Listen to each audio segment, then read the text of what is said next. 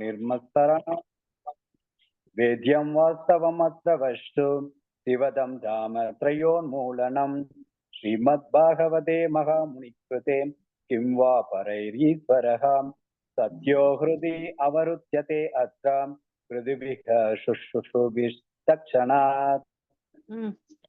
மொழிபெயர்ப்பு பொருளுரை வழங்கிய ஆஷா பக்தி ஸ்ரீல பிரபுபாதர் கி ஜெய்.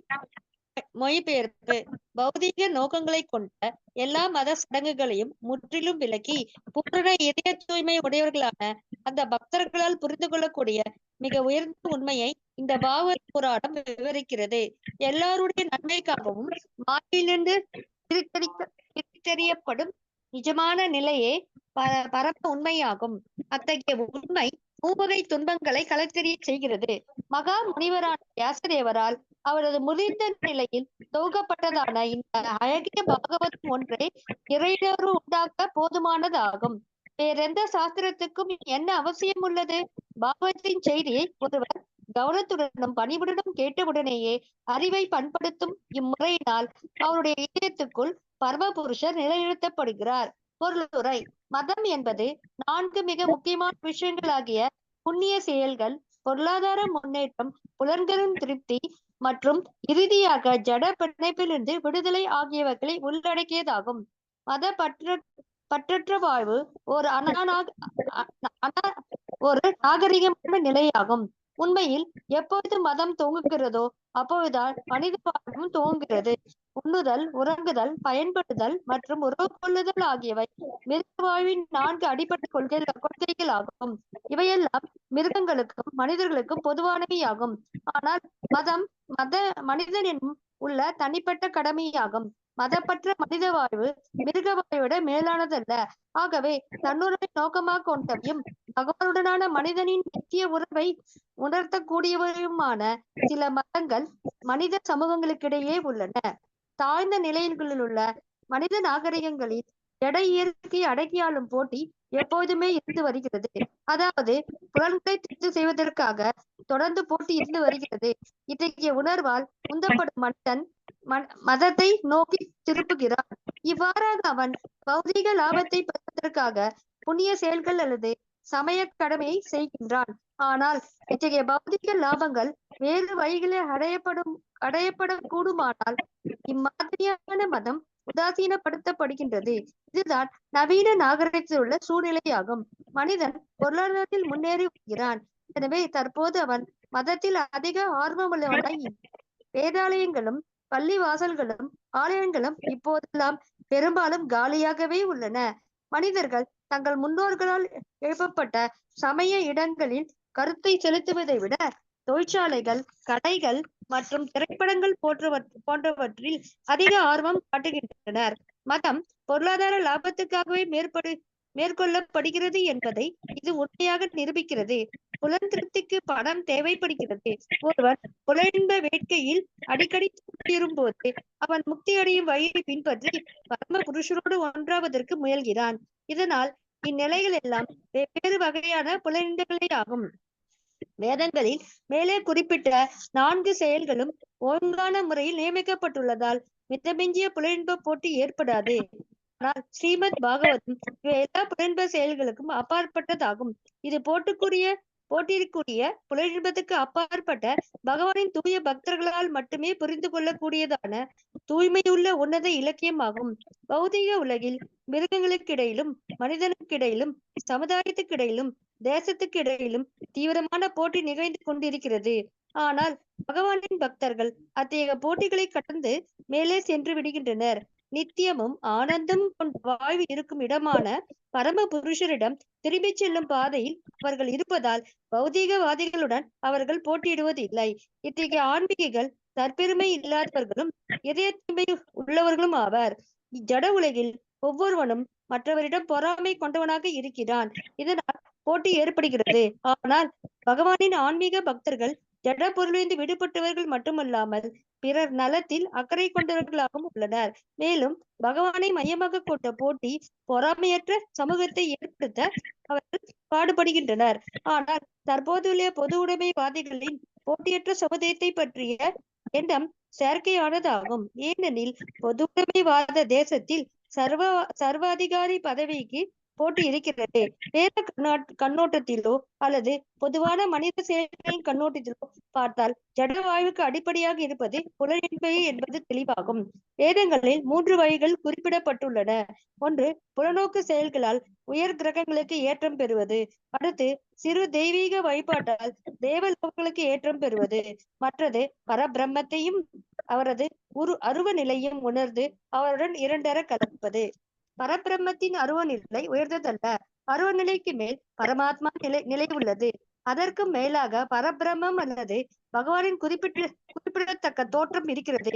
அவரது குறிப்பிடத்தக்க தோற்றத்தில் உள்ள பரபிரம்மத்தை பற்றிய தகவல்களை ஸ்ரீமத் பாகவதம் வழங்குகிறது. இது அருவவாத இலக்கியங்களையும் வேதங்களின் ஞான காண்ட பிரிவையும் விட மேலானதாகும். இது கர்மகாண்ட பிரிவையும் உபாசன காண்ட பிரிவையும் விட இன்னும் மேலானதாகும். ஏனெனில் பரமபுருஷ பகவானாகிய ஸ்ரீ கிருஷ்ணரின் வழிபாட்டை இது சிபார் செய்கிறது.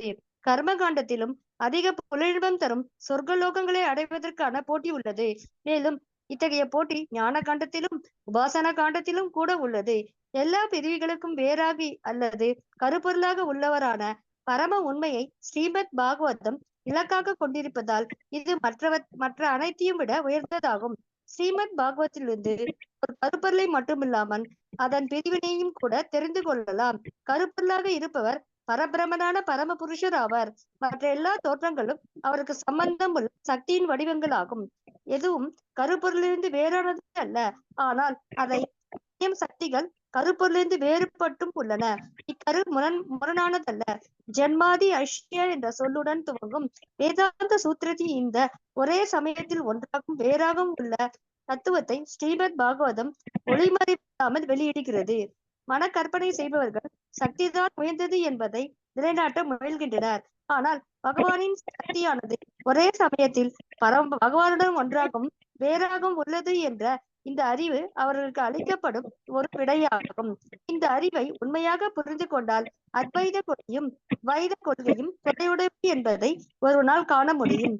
ஒரே சமயத்தில் ஒன்றானதும் வேறானதும் என்ற இக்கருத்தை அடிப்படையாக கொண்டுள்ள உன்னத உயர்வை வளர்ப்பதால் அது ஒருவரை மூவகை துன்பங்களிலிருந்து விடுபட்ட நிலைக்கு உடனே அழைத்து செல்கிறது.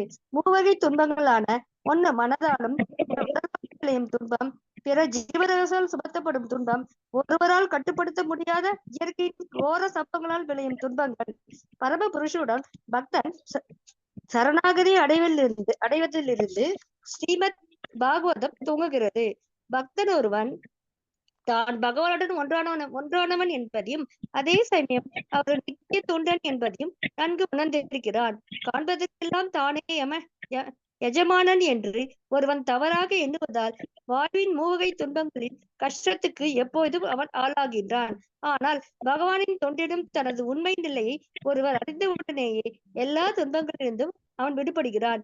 ஜீவராசி பௌத்திக இயற்கையின் எஜமானனாக இருக்க முயலும் வரை பரமனின் தொண்டனாக அவன் ஆவதற்கு வாய்ப்பே இல்லை. பகவான் செய்யும் தொண்டை தான் ஆன்மீகமானவன் என்ற தூய உணர்வுடன் செய்ய வேண்டும். தொண்டின் மூலமாக ஒருவன் பௌதீக கடன்களிலிருந்து உடனே விடுவிக்கப்படுகிறான். இதற்கு மேலாக ஸ்ரீமத் பாகவதமானது வேதாந்த சூத்திரத்தின் மீதான சீல வியாசதேவரின் சொந்த விளக்கமாகும். இது நாரதின் கருணையினால் தமது ஆன்மீக வாயின் முதிர்ந்த பருவத்தில் ஸ்ரீல வியாசதேவரால் எழுதப்பட்டதாகும். ஸ்ரீல வியாசதேவர் பரம புருஷ நாராயண அவதாரம் ஆவார். எனவே அவருடைய அதிகாரத்தை பற்றிய கேள்விக்கே இடமில்லை. அவரே மற்ற எல்லா வேத இலக்கியங்களின் ஆசிரியராகவும் இருக்கிறார்.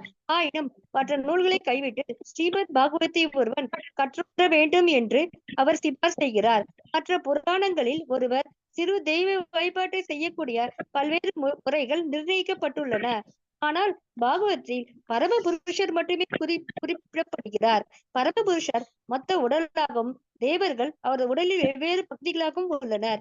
இதன் காரணமாக ஒருவர் பரமபுருஷரை வழிபடுவதால் தேவர்களை அவர்கள் வழிபட வேண்டிய அவசியம் இல்லை. பக்தனின் இதயத்தில் பரமபுருஷர் உடனே உறுதியாக குடிக்கொண்டு விடுகிறார். ஸ்ரீமத் பாகவதம் குறையற்ற புராணம் என்றும் மற்ற எல்லா பொருளிலிருந்து இது வித்தியாசமானது என்றும் பகவான் ஸ்ரீ சைத்தன்ய மகாபிரபு கூறியிருக்கிறார். உன்னதமான இச்செய்தியை பெறுவதற்கான தகுந்த முறை அடக்கத்துடன் இதை கேட்பதுவே ஆகும். சவால் விடும் மனோபாவம் இந்த உன்னத உணர்த்துவதற்கு உதவாது. சுஷ்ருஷு என்ற சொல் இங்கு சரியாக வழிகாட்டியாக உள்ளது. இந்த உன்னத செய்தியை கேட்பதற்கு ஒருவன் மிகவும் ஆவல் உள்ளவராக இருக்க வேண்டும்.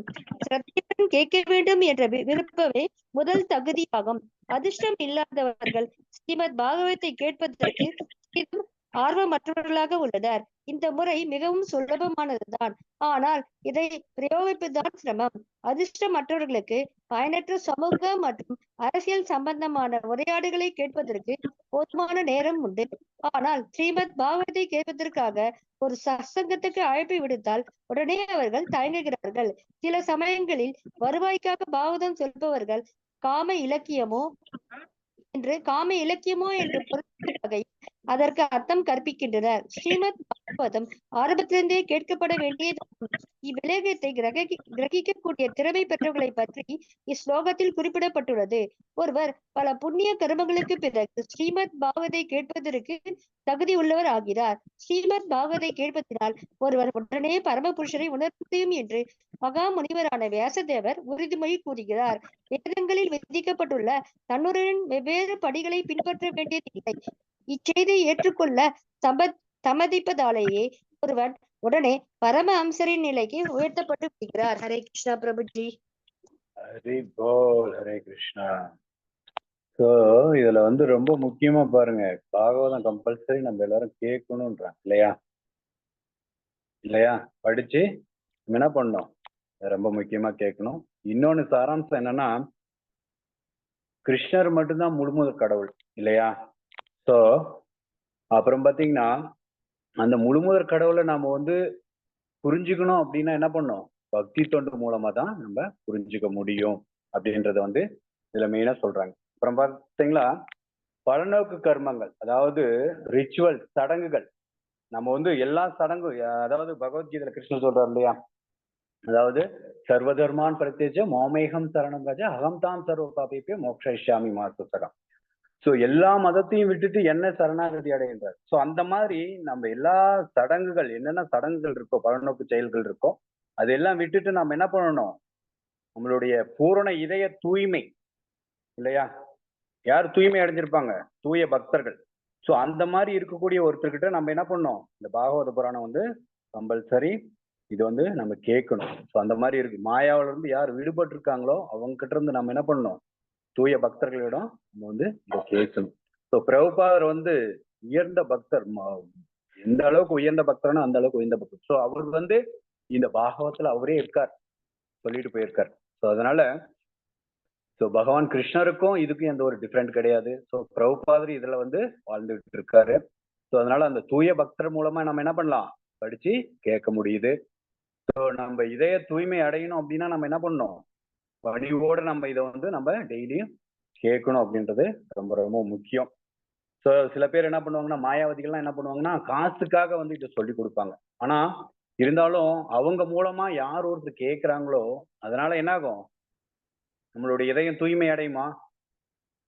அதுக்கு பிரபுபாதர் எக்ஸாம்பிள் சொல்றாரு. ஒரு பால், ஒரு டம்ளர் பால் இருக்கு, அதுல பாம்பு டச் பண்ணிருச்சுன்னா என்ன ஆகும்? விஷமாயிடும். விஷமாயிடும். அந்த மாதிரி நம்மளுடைய ஆன்மீக வாழ்க்கை என்ன ஆகும்? ஆமா. சோ அதனால ரொம்ப ரொம்ப முக்கியம் பாகவதம் கம்பல்சரி நித்தியம் பாகவத சேவையாம். ஸோ ஒரு தூய பக்தர்கள் கிட்ட நம்ம என்ன பண்ணோம், இத கேட்கணும் அப்படின்றது இதுல தெரியப்படுத்துறாங்க. ரொம்ப ரொம்ப முக்கியம். நெக்ஸ்ட் ஸ்லோகா 13. நிகம கல்பதோரோர் கலிதம் பலம் சுகமுகாதமிருத திரவசம் யுதம் விபத பாகவதம் ரசமாலயம் முகூர கோஷிகா பிபாவகாம். படிங்க பிரபுஜி. வேற யாராவது படிப்பாங்களா? துளசி மகராணி மாதாஜி படிக்கிறேன் பிரபு. மொழிபெயர்ப்பு பொருள் சுவாமி சொல்ல பிரபாதத்தை. திறமையும் சிந்தனை மிக்கவர்களே, கல்பவருட்சமாகிய வேத இலக்கியங்களின் கண்ட பழமாகிய ஸ்ரீமத் பாகவத்தை அனுபவிங்கள். அமிர்தம் போன்ற அந்த ரசம் முக்தி பெற்ற ஆத்மாக்கள் உட்பட அனைவராலும் ஏற்கனவே அனுபவிக்கக்கூடியதாக இருந்தாலும் சுதேவ கோசாமியின் உதடுகளிலிருந்து அது விளைவிந்திருப்பதால் இந்த பழம் அதைவிட அதிக சுவையுடையதாக இருக்கிறது. முந்தைய 2 ஸ்லோகங்களில் ஸ்ரீமத் பாகவதம் அதன் உன்னதமான விசேஷத்தன்மையினால் மற்றெல்லா சாஸ்திரங்களையும் மிஞ்சிவிட்ட பரிசுத்தமான இலக்கியமாகும் என்பது நிச்சயமாக நிரூபிக்கப்பட்டுள்ளது. எல்லா விதமான பௌதிக செயல்களுக்கும் அறிவு அது மேலானதாகும். இந்த ஸ்லோகத்தில் ஸ்ரீமத் பாகவதம் உயர்ந்த இலக்கியம் மட்டுமல்லாமல் அனைத்து வேத இலக்கியங்களும் இது தனிந்த பலம் ஆகும் என்று குறிப்பிடப்பட்டுள்ளது. அதாவது எல்லா வேத அறிவிக்கும் போது பொறுமையுடனும் பணிவுடனும் கேட்பது அவசியமாகும். ஒருவர் ஸ்ரீமத் பாகவதத்தால் அளிக்கப்படும் செய்தியையும் பாடங்களையும் மிகவும் மரியாதையுடன் கேட்க அவசியமாகும். கூட்படும் பெறுவதால் சத்தமாகுது. மனிதனால் அறியப்படக்கூடிய எல்லாவற்றையும் வேதங்கள் கூறுவதால் அவை கல்ப விருட்சங்களுடன் ஒப்பிடப்படுகின்றன. உலக தேவைகளை பற்றியும் ஆன்மீக தன்னுணர்வை பற்றியும் அவை பேசுகின்றன. சமூகம், அரசியல், மதம், பொருளாதாரம், மருத்துவம், ரசாயனம், சரீரம் மற்றும் அதை சார்ந்துள்ளவைகள் மற்றும் உடலையும் ஆத்மாவையும் இணைத்து வைத்திருப்பதற்கு தேவையானவை ஆகியவற்றை பற்றி விளக்கங்கள் வேதங்கள் கொண்டுள்ளன. இவைகளுக்கெல்லாம் அப்பால் ஆன்மீக தன்னுணர்வுக்கான திடமான வழிமுறைகள் உள்ளன. கட்டுப்பாடான அறிவு ஜீவராசிகளை ஆன்மீக வாழ்வில் படிப்படியாக முன்னேற செய்கிறது. மேலும் எல்லா ஆன்மீக சுவைகளுக்கும் அல்லது ரசங்களுக்கும் இருப்பிடமாக இருப்பவர் பரமபுருஷராவார் என்னும் அறிவே மிக உயர்ந்த ஆன்மீக உணர்வாகும். பௌதீக உலகில் முதல் ஜீவராசியான பிரம்மா முதற்கொண்டு அற்பமான எறும்பு வரையிலான எல்லா ஜீவராசிகளும் புலன்களின் உணர்வுகளிலிருந்து பெறப்படும் ஒரு வகையான சுவையை அனுபவிப்பதற்கு விரும்புகின்றன. இப்புலன் இன்பங்கள் எல்லாம் ரசங்கள் என்று அழைக்கப்பட்டுள்ளன. 1 ரௌத்திரம் கோபம், 2 அற்புதம் 3 சிருங்காரம் இல்லர் அன்பு, 4 ஹாஸ்யம் நகைச்சுவை, 5 வீரம், 6 தயை கருணை, 4 தாஷ்யம் சேவை செய்யும் மனப்பான்மை, 8 சக்கியம் நட்பு, 9 பயானகம் அச்சம், 10 பிபத்சம் அதிர்ச்சி, 11 சாந்தம் நடுநிலை, 12 வாத்சல்யம் பெற்றோர் பாசம். இவ்வெல்லா ரசங்களில் மொத்தம் பாசம் அன்பு என்று அழைக்கப்படும். முக்கியமாக அன்பிற்குரிய இத்தகைய அறிகுறிகள் புகழ்தல், தொண்டு, சிநேகம், தாய்ப்பாசம் மற்றும் இல்லறன்பு ஆகியவற்றில் வெளிப்படுகின்றன. மேலும் வைந்தும் இல்லாதிருக்கும் போது கோபம், அற்புதம், நகைச்சுவை, வீரம், பயம், அதிர்ச்சி போன்றவைகளில் மறைமுகமான முறையில் அன்பு இருக்கின்றது. உதாரணமாக ஒரு ஆண் ஒரு பெண்ணிடம் காதல் கொண்டிருந்தால் அந்த ரசம் இல்லற அன்பு என்று அழைக்கப்படுகிறது. ஆனால் அத்தகைய காதல் விவகாரங்களில் தடை உண்டாகுமாயின் வியப்பு, கோபம், அதிர்ச்சி, அச்சம் கூட தடை உண்டாகும் விளையக்கூடும். சில சமயங்களில் 2 நபர்களுக்கு இடையிலான காதல் விவகாரம் பயங்கரமான கொலைக்காட்சியில் முடிவதும் உண்டு. இத்தகைய ரசங்கள் மனிதனுக்கிடையிலும் விலங்குகளிடம் காட்டப்படுகின்றன. ஒரு மனிதனுக்கும் மிருகத்துக்கும் இடையிலோ அல்லது ஒரு மனிதனுக்கும் ஜட உலகில் பிற இனங்களைச் சேர்ந்த ஜீவன்களுக்கும் இடையிலோ ரச பரிமாற்றம் ஏற்படுவதற்கு சாத்தியமில்லை. ரசங்கள் ஒரே இனத்தைச் சேர்ந்த அங்கத்தினருக்கிடையில் பரிமாற்றம் செய்து கொள்ளப்படுகின்றன. ஆனால் அணு ஆத்மாக்களை பொறுத்தவரையில் அவை பரமபுருஷரின் தன்மையில் ஒன்றானவையாகும். எனவே ஆதியில் ஆன்மீகமான ஜீவராசிக்கும் பரமபுருஷ பகவானுக்கும் இடையில் இந்த ரசங்கள் கொள்ளப்பட்டன. ஜீவராசிகளும் பரமபுருஷருக்கும் இடையிலான ஆன்மீக பரிமாற்றம் அல்லது ரசம் ஆன்மீக வாழ்வில் பூர்ணமாக வெளிப்படுத்தப்படுகிறது. எனவே சுருதி மந்திரங்களில் அல்லது வேத மந்திரங்களில் பரமபுருஷ பகவான் எல்லா ரசங்களுக்கும் மூலம் என்று விளக்கப்பட்டுள்ளார். பரம புருஷரோடு ஒருவர் தொடர்பு கொண்டு அவருடனான தனது உறவை பரிமாறிக்கொள்ளும் போது ஜீவராசி உண்மையிலே சந்தோஷம் அடைகிறான். பரமபுருஷருடன் பரிமாறிக்கொள்ளப்பட வேண்டிய ஒரு குறிப்பிட்ட விதமான ரசத்தை பெற்றுள்ள ஒவ்வொரு ஜீவராசிக்கும் அதன் ஆதாரபூர்வமான நிலை இருக்கிறது என்று இச்சுருதி மந்திரங்கள் குறிப்பிடுகின்றன. முக்தி பெற்ற நிலையில் மட்டுமே முக்கியமான ரசம் பூர்ணமாக அனுபவிக்கப்படுகிறது. பௌதிக வாழ்வில் இந்த ரசம் தவறான முறையில் அனுபவிக்கப்படுகிறது. மேலும் இது தற்காலிகமானதாகும். இதன் விளைவாக பௌதிக உலகின் ரசங்கள் ரௌத்திரம், கோபம் முதலான வடிவங்கள் வெளிப்படுகின்றன. ஹரே கிருஷ்ண பிரபு. தண்ணி குடிச்சுக்கணும்.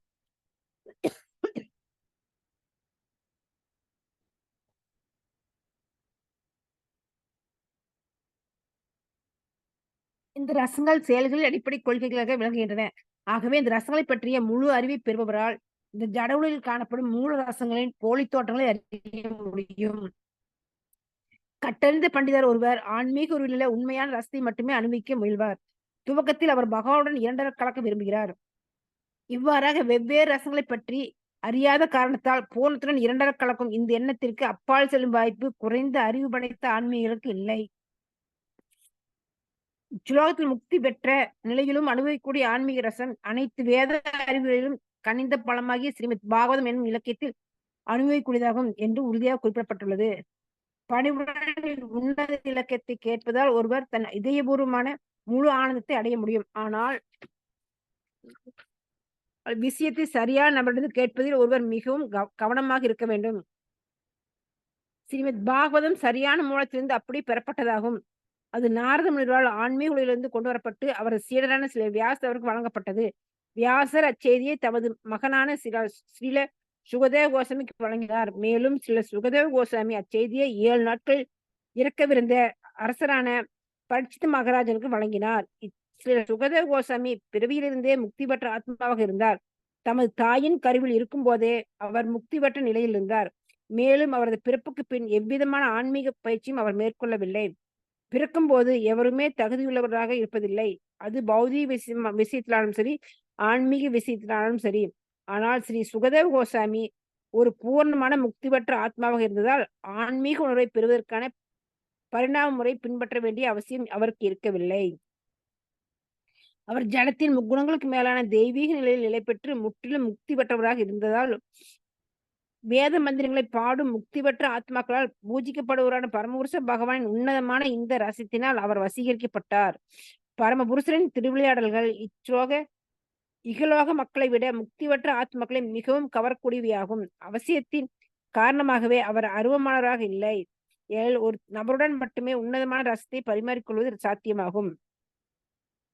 ஸ்ரீமத் பாகவதத்தில் பகவானின் உன்னத லீலைகள் விவரிக்கப்பட்டுள்ளன. மேலும் இந்த விவரணைகள் சில சுகதேவ கோசாமியால் முறையாக விளக்கப்பட்டுள்ளன. இதனால் முக்தியை விரும்புபவர்களும் பரமேஸ்வரன் இரண்டர கலக்க விரும்புபவர்களும் உட்பட எல்லா பிரிவினர்களுக்கும் இந்த விஷயம் பொருந்துவதாகும்.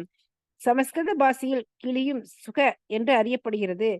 பழுத்த பழம் ஒன்று இத்தகைய பறவைகள் சிவந்த அழகால் கடிக்கப்படும் போது அதன் தித்திப்பான சுவை அதிகரிக்கின்றது. முதிர்ச்சியும் கனிவும் கொண்டதான வேதம் எனும் பழம் சில சுகதேவ கோசாமியின் உதவிலிருந்து பேசப்பட்டதாகும். அவர் கிளியுடன் ஒப்பிடப்படுகிறார். பண்டிதரான அவரது தந்தையிடமிருந்து கேட்ட பாகவத்தை அப்படியே கூறியதற்காக அவர் இங்கு கிளியோடு ஒப்பிடப்படவில்லை. எல்லா மனிதர்களுக்கும் ஏற்புடைய வகையில் பாகவதம் பேசும் திறமையை பெற்றிருந்தாலேயே அவர் கிளியுடன் ஒப்பிடப்படுகிறார். இந்த விஷயம் சில சுகதேவ கோசாமியின் உதடுகளின் மூலமாக தகுந்த முறையில் பேசப்பட்டதாகும். இதனால் பௌதிக உலகத்தின் பொய்யான சுவைகளிலிருந்து முற்றிலும் வேறுபட்டுள்ள உன்னத சுவைகளை அடக்கத்துடனும் கேட்கும் நேர்மையுள்ள உன்னத சுவைகளை ஒருவரால் உடனே அனுபவிக்க முடியும். இந்த பழுத்த பழம் மிக உயர்ந்த உலகமான கிருஷ்ணலோகத்திலிருந்து திடீரென்று கீழே எரியப்பட்டதல்ல. மாறாக எவ்வித மாற்றம் இடைஞ்சலும் இல்லாமல் சீட பரம்பரையில் சங்கிலி தொடர் மூலமாக கவனமாக கீழே வந்துள்ளதாகும். உன்னதமான சீட பரம்பரையில் இடம்பெறாத மூடர்கள் ஆன்மீக உணர்வின் முன்னேற்றத்திற்கேற்ப படிப்படியாக மிகவும் கவனத்துடன் இப்பழத்தை வழங்கும் சுகதேவ கோசாமியின் அடிச்சுவட்டை பின்பற்றாமல் ராச நடனம் எனப்படும் மிக உயர்ந்ததான தெய்வீக ரசத்தை புரிந்து கொள்ள முயல்வதன் மூலம் மிகப்பெரிய குற்றங்களை செய்து விடுகின்றனர்.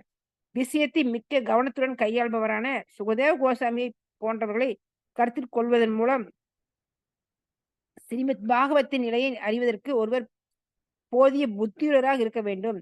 எதிர்காலத்திலும் கூட ஸ்ரீமத் பாகவத்தை சுகதேவ கோசாமியின் ஒரு உண்மையான பிரதிநிதியிடமிருந்து அறிய வேண்டும் என்பதே சீட பரம்பரை என்னும் இம்முறை சுட்டிக்காட்டுகிறது. சட்டத்திற்கு விரோதமாக பாகவதம் கூறுவதை உத்தியோகமாக கொண்ட ஒருவன் நிச்சயமாக சுகதேவ கோசாமியின் பிரதிநிதி அல்ல. அத்தகைய மனிதன் தனது வயிற்று பிழைப்புக்காக மட்டுமே இந்த வியாபாரத்தை செய்கிறான். ஆகவே இத்தகைய வியாபார நோக்கம் உள்ளவர்களின் சொற்பொழிவை கேட்பதை ஒருவன் தவிர்க்க வேண்டும். இத்தகையவர்கள் மிகவும் முக்கியமான விஷயத்தை படிப்படியாக அறியும் முறையை பின்பற்றாமல் உடனே நூலின் மிக இரகசியமான பகுதியை சென்று விடுகின்றனர். இவர்கள் புக்தியற்றவர்களால் தப்பான முறையில் புரிந்து கொள்ளப்படும் ராச நடனத்தை பற்றிய விஷயத்தில் மூழ்கி விடுகின்றனர். அவர்களில் சிலர் இதை ஒழுக்கங்கட்ட நூல் என்று நினைக்கின்றனர். மற்றும் சிலர் தங்களின் சொந்த முட்டாள்தனமான விளக்கங்களால் அதை மூடி மறைத்துவிட பார்க்கின்றனர். சில சுகதேவ கோசாமியின் அடிச்சுவடுகளை பின்பற்ற வேண்டும் என்ற எவ்விதமான விருப்பமும் அவர்களுக்கு இல்லை. எனவே ரசத்தை அறிய விரும்பும் உண்மையான மாணவன் சுகதேவ கோசாமியின் சீட பரம்பரையில் வருபவரிடமிருந்து ஸ்ரீமத் பாகவத்தை முறையாக கேட்டறிய வேண்டும். அத்தகையவர் பாகவத்தை அதன் முதல் துவக்கத்திலிருந்து விளக்குகிறார். ஆன்மீக ஞானத்தில் மிக்க குறைந்த அறிவை பெற்றுள்ள கருமிகளை மகிழ்வதற்காக மனம் போனவர் அவர் விளக்குவதில்லை. ஸ்ரீமத் பாகவதம் மிகவும் கவனத்துடன் அளிக்கப்பட்டுள்ளது. எனவே சுகதேவ கோசாமி அல்லது அவருடைய உண்மையான பிரதிநிதியின் வாய் வழியாக அமிர்தம் போன்ற ரசத்தை பருகுவதன் மூலம் உண்மையும் மன உறுதியும் உள்ள ஒருவர் வேத அறிவின் கனிந்த பலத்தை உடனே அனுபவிக்க முடியும். ஹரே கிருஷ்ணா. நன்றி பிரபு.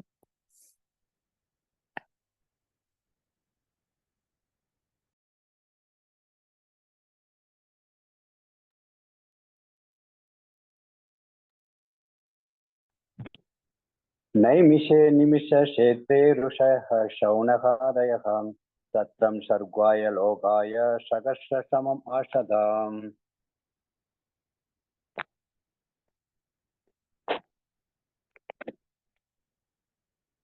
ரோகிணி மாதாஜி.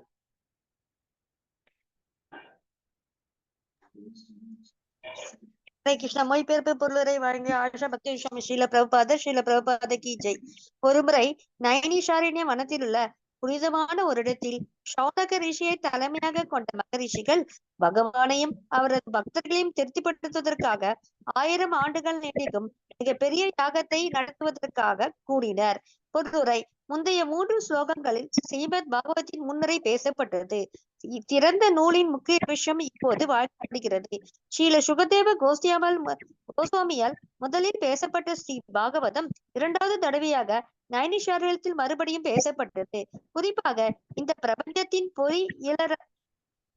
பொறியியலாளரான பிரம்மா பிரபஞ்சத்தையே உள்ளடக்கக்கூடிய ஒரு மாபெரும் சக்கரத்தை பற்றி மனதுக்குள் நினைத்தார் என்று வயாவிய தந்திரத்தில் கூறப்பட்டுள்ளது.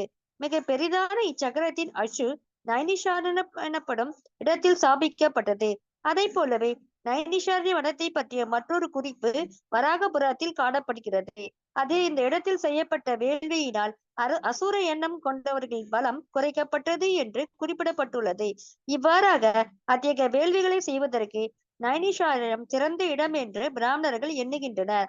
பகவான் விஷ்ணுவின் பக்தர்கள் எல்லா விதமான யாகங்களையும் அவரது சந்தோஷத்துக்காக செய்கின்றனர். பக்தர்கள் பகவானின் தொண்டில் எப்போதும் பற்று கொண்டவர்களாக இருக்கின்றனர். ஆனால் வேந்த ஆத்மாக்களோ பௌதிக வாயுவின் இன்பத்தில் பற்றுள்ளவர்களாக இருக்கின்றனர். பகவான் விஷ்ணுவின் மகிழ்ச்சியை தவிர வேறெந்த காரணத்துக்காகவும் பௌதிக உலகில் செயலாற்றப்படும் எதுவும் செயலாற்றுபவரை மேலும் அதிகமான பந்தத்துக்கு ஆளாக்கிவிடும் என்று பகவத்கீதையில் கூறப்பட்டுள்ளது. எனவே பகவானையும் அவரது பக்தர்களையும் திருப்திப்படுத்துவதற்காகவே எல்லா செயல்களையும் செய்ய வேண்டும் என்று உத்தரவிடப்பட்டுள்ளது. இது அனைவருக்கும் அமைதியும் முன்னேற்றத்தையும் தரும். பெரும் ரிஷிகளால் எப்பொழுதும் பொதுமக்களுக்கு நல்லதே செய்ய விரும்புகின்றனர். இவ்வாறாக மிக பெரியதும் தங்களை தொடர் போல தொடர்வதுமான வேலி சடங்குகளை நிறைவேற்றும் திட்டத்துடன் சௌனகரை தலைமையாக கொண்ட ரிஷிகள் மற்றவர்களுடன் நைனிஷாரண்யம் என்னும் இப்புண்ணிய இடத்தில் கூடியுள்ளனர். மறதியுள்ள மனிதர்கள் அமைதிக்கும் சுயமைக்கும் உரிய சரியான வழியை அறியவில்லை. இருந்தாலும் ரிஷிகள் இதை நன்கு அறிந்துள்ளனர். ஆகவே எல்லாருடைய நன்மைக்காகவும் உலகின் அமைதியை ஏற்படுத்தும் செயல்களை செய்வதற்கு அவர்கள் எப்பொழுதும் ஆவலோடு காத்திருக்கின்றனர். எல்லா ஜீவராசிகளுக்கும் அவர்கள் உண்மையான நண்பர்களாக இருந்து அனைத்து மக்களின் நன்மைக்காகவும் பகவானின் தொண்டில் எப்பொழுதும் ஈடுபட்டுள்ளனர். பகவான் விஷ்ணு பெரியதொரு மரத்தை போன்றவர். தேவர்கள், மனிதர்கள், சித்தர்கள், சாணர்கள், வித்யாசாரர்கள் மற்றும் பிற ஜீவராசிகள் உட்பட அனைவரும் அந்த மரத்தின் கிளைகள், சுள்ளிகள் மற்றும் இலைகள் ஆகியவற்றை போன்றவர்கள் ஆவர். மரத்தின் வேருக்கு நீர் ஊற்றுவதால் மரத்தின் எல்லா பகுதிகளும் தானாகவே நீரை கிரகிக்கின்றன. ஆனால் துண்டிக்கப்பட்ட கிளைகளும் இலைகளும் ஊட்டத்தை பெறுவதில்லை. துண்டிக்கப்பட்ட கிளைகளும் இலைகளும் நீரும் முயற்சியை மேற்கொண்டாலும் படிப்படியாக அவை காய்ந்துவிடும். துண்டிக்கப்பட்ட கிளைகளும் இலைகளும் நீரூற்றுவதால் ஒருவது சக்தியும் நீரும் தான் வீணாகிறது. அதை போலவே மனித சமூகம் பரமபுருஷ பகவானிடந்து பிரிக்கப்படும் போது அவர்கள் சக்தியும் மூவுலங்களும் தான் வீணாகின்றன. தற்போதைய மக்கள் சமூகம் பரம புருஷருடன் தங்களுக்குள்ள உறவிலிருந்து பிரிந்த நிலையில் உள்ளது. மேலும் நாஸ்திக தலைவர்களால் உருவாக்கப்படும் எல்லா திட்டங்களும் ஒவ்வொரு அடியிலும் உடைத்தெறியப்படுகின்றன. இருப்பினும் இதில் அவர்கள் எச்சரிக்கையாய் இருப்பதில்லை. இந்த யுகத்தில் பகவானின் புனித நாமங்களை கூட்டமாக சேர்ந்து பாடுவதே விழிப்புணர்ச்சியை பெறும் முறையாகும். இதற்கான வழிகளும் உபாயங்களும் பகவான் ஸ்ரீ சைத்தன்ய மகாபிரபுவால் மிகவும் விஞ்ஞானபூர்வமாக வழங்கப்பட்டுள்ளன. மேலும் உண்மையான அமைதியும் சேமையும் ஏற்படுவதற்காக அவரது போதனைகளை புத்தி நுட்பம் உள்ளவர்கள் பயன்படுத்திக் கொள்ள வேண்டும். இதே நோக்கத்துக்காக தான் ஸ்ரீமத் பாகவதம் வழங்கப்பட்டுள்ளது. பிந்தைய ஸ்லோகங்களில் இது மிகவும் தெளிவாக விளக்கப்படும். ஹரே கிருஷ்ணா பிரபுஜி.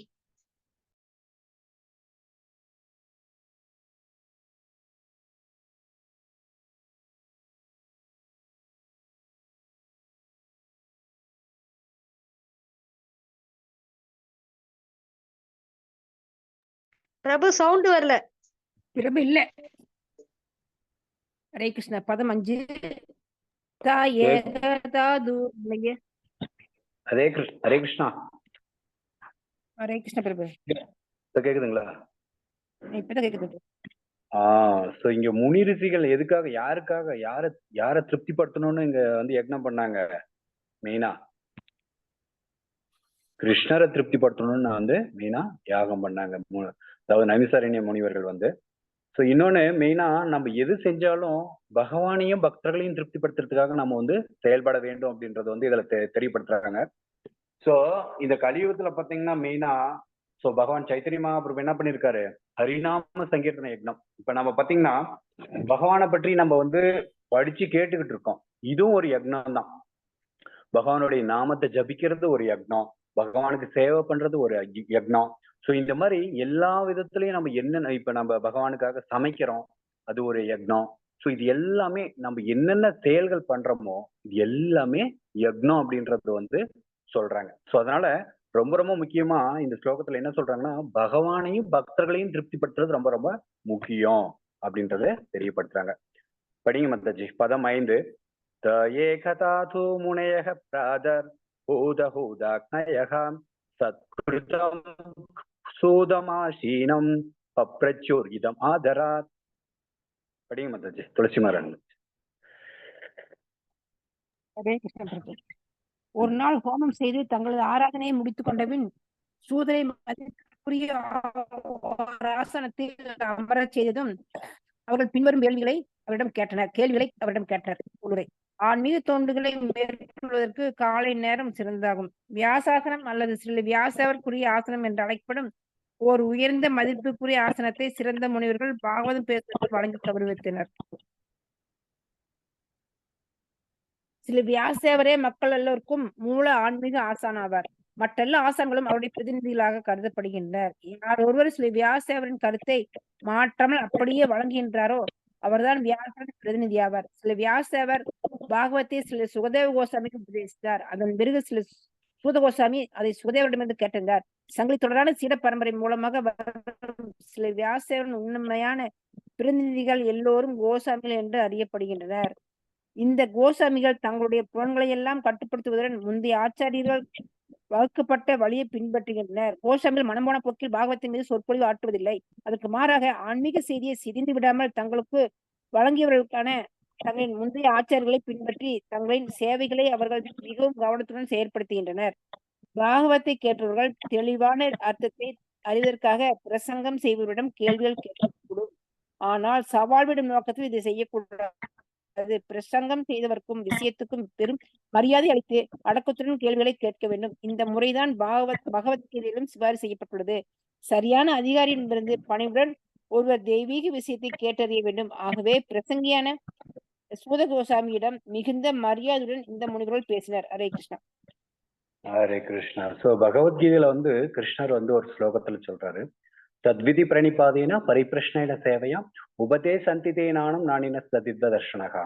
ஸோ எப்படி நம்ம வந்து ஒரு குரு கிட்ட வந்து ஒரு சிஷ்யன் வந்து கேள்வி கேட்கணும் அப்படின்னா, அவர் ஃபர்ஸ்ட் வந்து அவருக்கு சேவை பண்ணணும். அப்புறம் பணிவா கேள்வி கேட்டு, ஏன்னா அவர் உண்மையை அறிஞ்சவர், பகவானை பத்தி அவருக்கு ரொம்ப முழுமையா தெரியும். ஸோ அப்படி இருக்கிறவர் வந்து கம்பல்சரி நம்ம பணிவா இருந்தோம் அப்படின்னா அவர் தெளிவா நமக்கு பகவானை பற்றிய விளக்கங்களை வந்து நமக்கு கூறுவார். ஸோ அதான் இதுல வந்து இந்த ஸ்லோகத்துல சொல்றாங்க, நம்ம இஷ்டத்துக்கு கேள்வி கேட்கக்கூடாது. அது அவங்க மகாபாரதத்துல அவங்களோட பேரனோட பேர் என்ன, இவங்க பேர் என்ன, அவங்க பேர் என்ன. ஸோ இந்த மாதிரிலாம் நம்ம வந்து தேவையில்லாத டைம் வேஸ்ட் பண்ணிக்கிட்டு நம்ம இருக்கக்கூடாது. ஸோ மெயினா எந்த மாதிரி நம்ம கேள்விகள் கேட்கணும் அப்படின்னா, நம்ம ஆன்மீகத்துல முன்னேற்றம் அடைகிறதுக்கான கேள்விகள் கேட்டு நம்ம வந்து என்ன பண்ணணும், நம்ம ஆன்மீக வாழ்க்கையை வந்து பயிற்சி செய்யணும். அதுதான் ரொம்ப ரொம்ப முக்கியம். அதுவும் அதிகாரபூர்வம் குரு சிஷ்ய பரம்பரையில இப்ப பாத்தீங்கன்னா வியாசரோட மகன் வந்து சுகதேவ கோசாமி. அந்த சுகதேவ கோசாமி தன்னுடைய அப்பா சொல்லி கொடுத்த அந்த 18,000 ஸ்லோகத்தையும் தன்னுடைய மைண்ட்ல வச்சுக்கிட்டாராம். அப்படியே வச்சுக்கிட்டாராம் தன்னுடைய மைண்ட்ல. அதை வச்சு அப்படி என்ன பண்றாரு, பரீட்சித் மகாராஜுக்கு வந்து சொல்லி கொடுக்குறாரு. ஸோ எந்த அளவுக்கு பவர்ஃபுல்லா இருந்தாங்க அப்படின்னா அவ்வளவு பவர்ஃபுல்லா இருந்தாங்க. ஸோ அவங்க அப்பா சொன்னது அப்படியே தெளிவா 18,000 ஸ்லோகத்தையும் பரீட்சித் மகாராஜுக்கு தெளிவா சொல்லி கொடுத்தாரு, விளக்கத்தோட சொல்லி கொடுத்தாரு. அவரும் கேட்கிறாரு, யாரு பரீட்சித் மகாராஜ் வந்து எதையும் விடாம நீங்க வந்து கண்டினியூவா நீங்க எனக்கு சொல்லி கொடுக்கணும் அப்படின்றாரு. அதே மாதிரி சொல்லி கொடுக்குறாரு. எதுக்காக? 7 நாளையில அவரு இந்த பாடியை விட போறாரு. அதுக்காக 7 நாள் சாப்பாடு தண்ணி இல்லாம, தூக்கம் இல்லாம, எதுவுமே இல்லாம என்ன பண்றாரு, சீரியஸா கேட்கிறாரு. சீரியஸா அந்த பாகவத்தை வந்து சுகமுனி வந்து சொல்லி கொடுக்குறாரு. இந்த மாதிரி உற்சாகமா இருக்கணும் அப்படின்றத வந்து நம்ம இதுல இருந்து தெரிஞ்சுக்கலாம். நம்ம பாகவத்தை கேட்கறதாகட்டும், அதை வந்து தெளிவுபடுத்திக்கிறதாகட்டும், நம்ம வந்து பணிவு ரொம்ப ரொம்ப முக்கியன்றது அதை தெளிவாகும். நெக்ஸ்ட் பதம் 6. ரிஷய உச்சுஹ பயாகலோ புராணானி சேதிஹாசானி சானஹா ஆக்யாதானி அபி அதிதானி தர்மசாஸ்திராணி யானி உதா.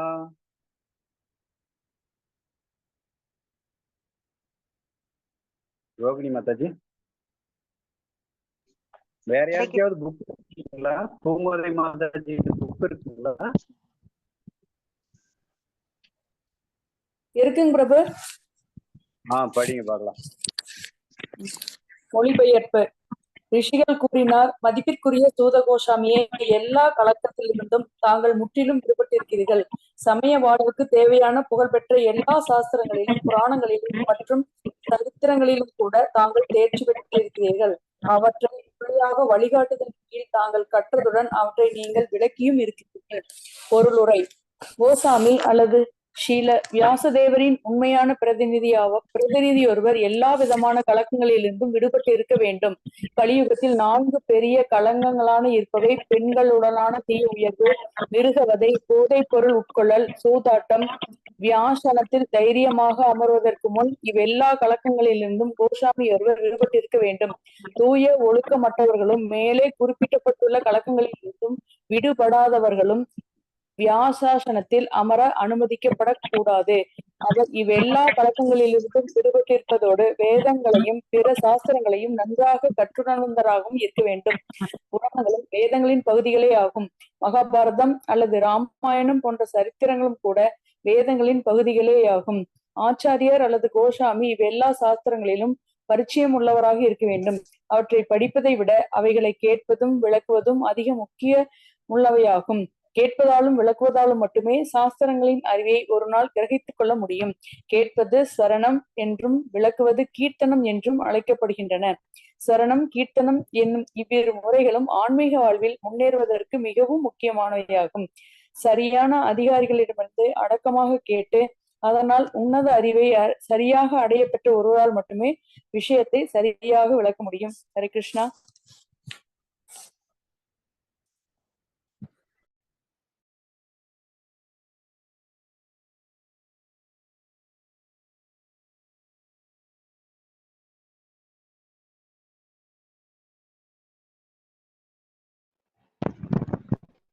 ஹரே கிருஷ்ணா பிரபு. கேட்கல பிரபு. கேக்குறீங்க பிரபு? பிரபு இல்லையே, பிரபு கட்டாயிராரு. ஹரே கிருஷ்ணா, கேக்குதுங்களா? இப்ப கேக்குது பிரபு. ஓகே. சோ வியாசாசன், அதுக்கு யாரு மெயின் அப்படின்னா வியாசதேவர் தான் ரொம்ப மெயின். சோ அந்த வியாசாசனத்துல உட்காரணும் அப்படின்னா எந்த லெவல்ல இருக்கணும் அப்படின்னா தன்னுடைய புலன்களை கண்ட்ரோலா வச்சிருக்கணும். ஸோ 4 ரெகுலேட்டிவ் பிரின்சிபல், 4 விதமான கட்டுப்பாட்டு விதிமுறைகளை வந்து கம்பல்சரி கடைபிடிக்க வேண்டும் அப்படின்னு சொல்றாங்க. ரொம்ப முக்கியமா. ஸோ யார் ஒருத்தர் ரொம்ப களங்கத்துல இருக்கிறாங்களோ, ஒரு ஒழுக்கம் இல்லாம வாழ்றாங்களோ, அவங்களாம் வந்து வியாசாசனத்துல வந்து உட்காரத்துக்கு தகுதியே கிடையாது அப்படின்னு சொல்றாங்க. ஸோ அப்ப கோஸ்வாமி, கோ அப்படின்னா என்ன தெரியுமா உங்களுக்கு? கோ பிரபு புலன்களை கட்டுப்படுத்தும் புலன்கள். ஓகே. சுவாமி அப்படின்னா கண்ட்ரோல் பண்றவர்னு அர்த்தம். புலன்களை கட்டுப்பாட்டுக்குள்ள வச்சிருக்கிறவங்க தான் கோஸ்வாமி. சோ இன்னொன்னு பாத்தீங்கன்னா, அவங்க பாத்தீங்கன்னா எப்பவுமே பகவானை பற்றிய சிந்தனையிலேயே வாழ்ந்துட்டு இருப்பாங்க. ஸோ பகவானை பற்றிய விஷயங்கள் எப்படி பிரச்சாரம் பண்ணணும், எப்படி வந்து முன்னேற்றம் அடையணும், எல்லாம் இந்த சிந்தனையிலேயே அவங்க வாழ்ந்துகிட்டு இருப்பாங்க. ஸோ அவங்கதான் கோஸ்வாமி. ஸோ மக்களை எப்படி காப்பாத்துறது, பௌதிகத்துல இவ்வளவு ஒரு இதுல ரொம்ப பௌதிகத்துல மூழ்கி இருக்கிறாங்களே, இவங்களை எப்படி பக்தர்களா ஆக்குறது, இவங்களை எப்படி கரை சேர்த்துறது, இவங்களை எப்படி பகவானுடைய லோகத்துக்கு கொண்டு போறது, இது எல்லாமே இந்த சிந்திப்பிலேயே இருப்பாங்க எப்பவுமே. பகவானுடைய சிந்தனை, இவங்களை எப்படி பௌதிக லோகத்துல இருக்கக்கூடியவர்களை எப்படி காப்பாத்துறது, இந்த சிந்தனையிலேயே கான்சியஸ்லயே வாழ்ந்துகிட்டு இருக்கிறவங்க தான் கோஸ்வாமி. சோ அந்த மாதிரி இருக்கக்கூடிய ஒரு நபரிடம் நாம என்ன பண்ணோம், இந்த சாஸ்திரங்களை வந்து கேட்கணும். அப்ப நம்ம என்ன பண்ண முடியும், ஆன்மீக முன்னேற்றம் அடைய முடியும்.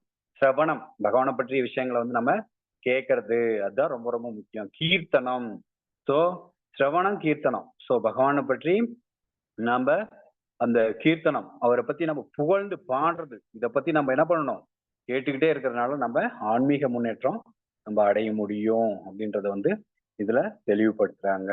சோ மெயினா நீங்க பார்க்கலாம் இன்னொன்னு, இந்த பாகவதம் அப்படின்றது சூத கோஸ்வாமி மூலமா இது நம்ம என்ன பண்ணோம், கேட்டுக்கிட்டு உட்காந்துட்டு இருக்கோம். இந்த பாகவதத்தை நம்ம கேட்கிறோம். மெயினா 2 சம்பாஷணை வருது, சூத கோஸ்வாமி மூலமாவும் வருது, அப்புறம் சுகதேவ கோஸ்வாமி மூலமாவும் இந்த பாகவதம் வந்து வருது.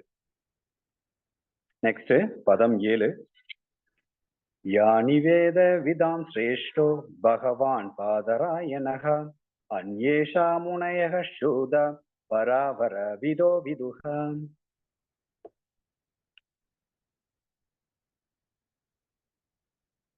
ரோகிணி மாதஸ் படிங்க.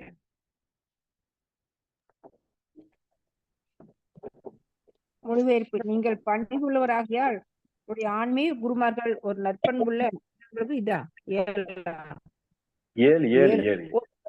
ஓகே பிரபு. ஓ சுதகோசாமியே, கட்டறிந்த வேதாந்திகள் மூத்தவரான நாங்கள் பரமபுருஷன் அவதாரமாகிய வியாசவரை பற்றி நன்கு அறிந்திருக்கிறீர்கள். எல்லா வகையான பௌதீக மற்றும் ஆன்மீக அறிவுகளின் நன்கு கற்று தேர்ந்தவர்களான மற்ற முனிவர்களை பற்றியும் தாங்கள் அறிவீர்கள். பொருளுரை.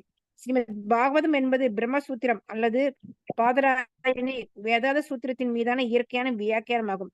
இது இயற்கையானது என்று அழைக்கப்படுகிறது. ஏனெனில் ஸ்ரீமத் பாகவதம் மற்றும் வேதாந்த சூத்திரம் ஆகிய இரண்டுக்கும் வியாசேவர் ஆசிரியர் ஆவார். வியாசேவரை தவிர 6 வகையான தத்துவ முறைகளின் ஆசிரியர்களான கௌதமர், கனாடர், கபிலர், பதஞ்சலி, ஜெய்மினி மற்றும் அஷ்டாவக்ரர் போன்ற மற்ற முனிவர்களும் உள்ளனர். வேதாந்த சூத்திரத்திற்கு ஆஸ்திகம் பூர்ணமாக விளக்கப்பட்டுள்ளது. ஆனால் மற்ற கற்பனையான தத்துவ முறைகளில் அநேகமாக சர்வ காரணங்களுக்கும் மூல காரணத்தை பற்றிய குறிப்பே கொடுக்கப்படவில்லை. ஒருவர் எல்லா தத்துவ முறைகளிலும் அனுபவம் பெற்றிருக்க வேண்டும். இதனால் மற்றெல்லா தத்துவ முறைகளுக்கும் எதிராக பாகவதத்தின் பக்தி கொள்கையை அவரால் பூர்ணமாக வழங்க முடியும்.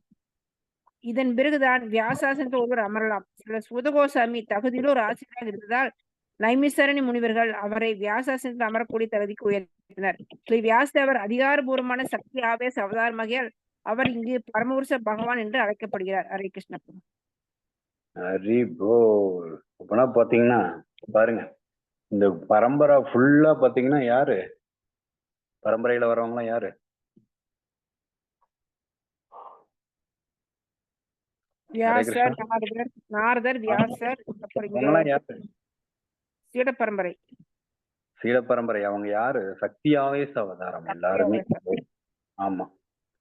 சோ அப்ப அந்த தகுதி வந்து சூத கோஸ்வாமிக்கு தகுதி இருந்ததுனாலதான் என்ன பண்ணார், அவரு விளக்கினார் டோட்டலா.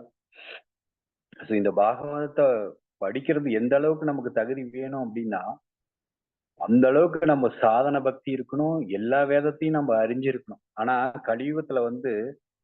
கலியுகத்துல எந்த மாதிரி நம்ம இருக்கிறோம், மந்த புத்தி இல்லையா, மந்த புத்தி, அல்பாயுசு. பாத்தீங்கன்னா ஒருவருக்கு ஒருவர் சண்டை பொறாம இருக்குது. சோ அப்புறம் பாத்தீங்கன்னா அந்த சாந்தி அப்படின்றதே கிடையாது. இருக்கா எல்லாத்துக்கும் அமைதின்றது இருக்கா? கிடையாது பிரபு. சோ இதுல இருந்து நம்ம வந்து விடுபடணும் அப்படின்னு விடுபட்டு நம்ம வந்து சரியான முறையில நம்ம ஆன்மீகத்துல நம்ம வந்து முன்னேற்றம் அடையறதுக்கு பாகவத புராணம் ரொம்ப ரொம்ப உதவிகரமா இருக்கும். ஸோ இன்னொன்னு நாம பாத்தீங்கன்னா நம்மளுடைய அறிவு மேம்படும். ஸோ அப்ப தூய பக்தர்கள்ட்ட நம்ம கேட்கறதன் மூலமா தான் நம்ம என்ன ஆகும், கொஞ்சம் கொஞ்சமா நம்ம முன்னேற்ற பாதையை நம்ம அடைய முடியும், தகுதி பெற முடியும். ஏன்னா இதை படிக்கிறதுக்கே இவ்வளவு தகுதி வேணும் அப்படின்னா நம்ம வந்து என்ன பண்ணணும், அந்த மாதிரி ஒரு நபர்கிட்ட நம்ம வந்து இந்த பாகவதத்தை வந்து கேட்டு நம்மளுடைய இதயத்தை தூய்மைப்படுத்திக்கிறது தான் ரொம்ப ரொம்ப முக்கியம் அப்படின்றது வந்து நம்ம தெரிஞ்சுக்கலாம். ஸோ அதனால நம்ம பாகவதத்தை என்ன பண்ணலாம், தினமும் என்ன பண்ணணும், படிச்சு கேட்கறது ரொம்ப ரொம்ப முக்கியம். எதுக்காக நம்ம படிக்கிறோம்? நம்மளுடைய நம்மளுடைய மனசு தூய்மை இதே தூய்மை ஆன்மீக முன்னேற்றத்துக்காக நம்ம இதை படிக்கிறோம். ஜெய் ஸ்ரீல பிரபுபாதிக்கு ஜெய். நிதாய் கௌர் எல்லாரும் வந்து ரொம்ப நன்றி. வாஞ்சகல்பத்தருபக்ஷ கிருபா சித்துக்கியை